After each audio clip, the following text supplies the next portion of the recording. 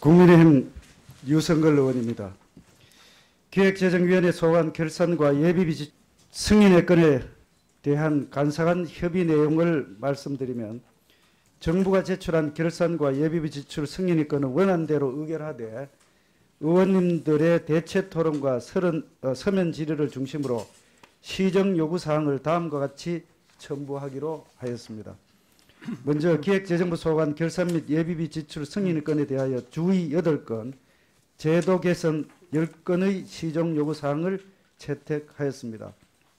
주요 내용을 간략히 말씀드리면, 첫째, 기획재정부 세입과 공공자금관리기금과 관련하여 세입 예산 추계의 정확성을 제고할 수 있도록 노력하고, 향후 초과 세입 발생 시 적자 국채 발행을 축소한다는 원칙이 재정립될 수 있도록 공공자금관리기금의 운영에 만전을 기하도록 하였습니다. 둘째, 기획재정부 세출사업과 관련하여 수의계약을 통한 정책 연구 용역 체계를 지향하고 연구 결과 보고서의 공개를 확대해야 하며, 국가결산보고서의 오류 유무를 확인 점검하고 관련 사례 공유 및 회계 교육을 적극적으로 실시하도록 하였습니다. 또한 정부 출자기관의 배당 성향 협의의 상세 내역을 공개하지 않고 있으므로 배당 성향 협의에 대한 세부 내용, 배당 성향 근거 자료 등을 국회에 제출하도록 하였고, 한국수출입은행의 출자 여부 및 시기 조정 시 적정 BIS 비율을 감안하여 결정하며 대내외 환경 변화를 고려하여 안정적으로 BIS 비율을 관리하도록 하였습니다. 셋째, 기획재정부 소관 예비비 집행과 관련하여 예비비 집행률이 저조하게 나타난 조세 및 고용보험 소득정보 연계 추진 사업에 대하여 향후 집행 가능성을 충분히 고려하여 예비비를 편성 집행하도록 하였습니다. 넷째, 기획재정부 소관 기금과 관련하여 국유재산관리기금은 국유재산 현물 출자에 대하여 국회 심의나 사전보고 등의 절차를 마련하도록 하였고, 대외경제협력기금은 일부 사업의 저조한 집행률을 개선하고 관행적 기금 운영계획 자체 변경을 지향하도록 하였습니다. 국유재산관리기금과 관련하여 광화문 KT 리모델링 사업 추진에 대한 자체 조사를 통해서 위법성의 규명, 리모델링 운영 지침 마련 등의 조치가 필요하며, 복권기금에 대해서는 공익사업의 전반적인 내용을 검토하고 국가유공자, 장애인 지원 확대 방안을 강구하도록 하였습니다. 다음으로 국세청에 대해서는 유관기관과 협력하여 비주거용 부동산 가격 공시 표준 및 가격 산정 체계를 구축하여 시범 운영한 후 단계적 통합 방안을 마련하도록 하고, 포상금 수요를 면밀히 분석하여 예산 소요 규모 예측의 정확성을 제고함으로써 이 전용이 최소화될 수 있도록 하는 등 7건의 시정 요구사항을 채택하였습니다.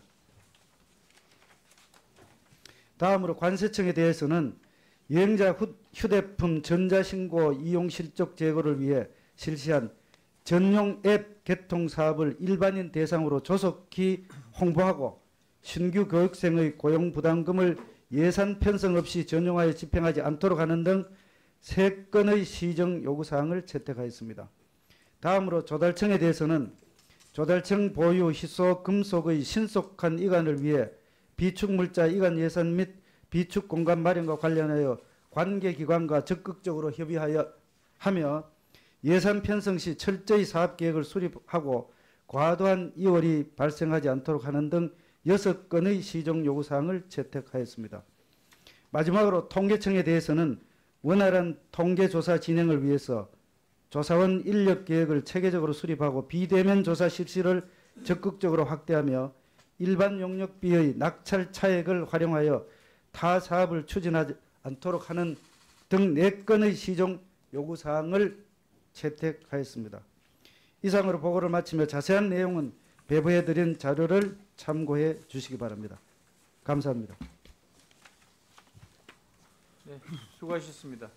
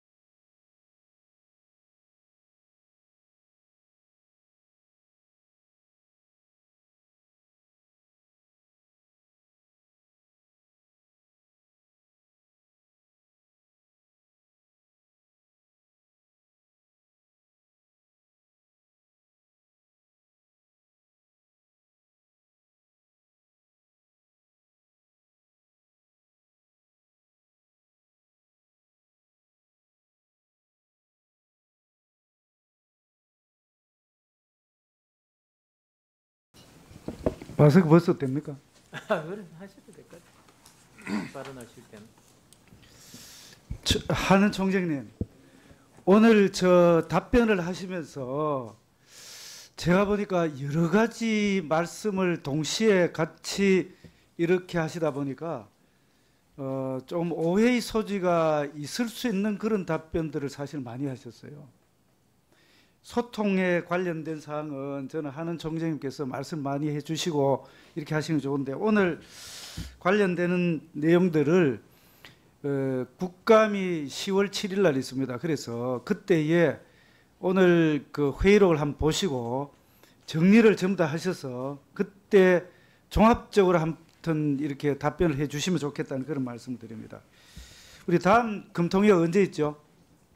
2주 뒤에 있습니다. 2주 뒤입니까? 그러면은 오늘이 20 그러면은 국감하고 어떻게 되죠? 국감이 10월 7일로 제가 예. 7일로 알고 있습니다. 국감 뒤 다음 주입니다.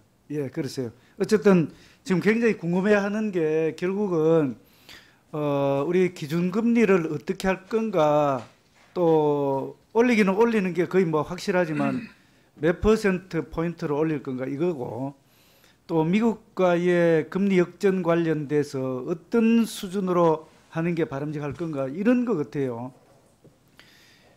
아까 여러 위원님들이 말씀을 하셨고 하지만 최대 금리 그 역전차가 1.5% 포인트라고 했을 때에 과연 우리나라는 어느 정도까지 하는 게 바람직할까?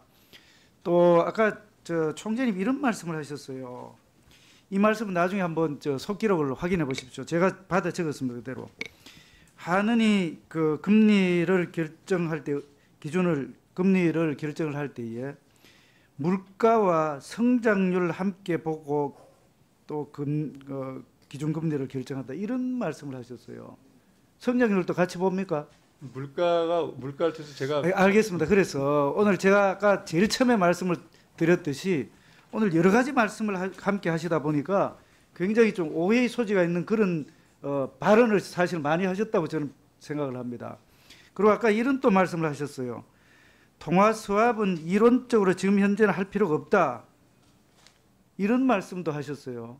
그래서 이 부분도 나중에 이론적으로라는 게 어떤 걸 이야기하시는지 이것도 좀 정리를 하실 필요가 있어요. 그래서 제가 좀 전에 말씀드렸던 이런 걸 포함해서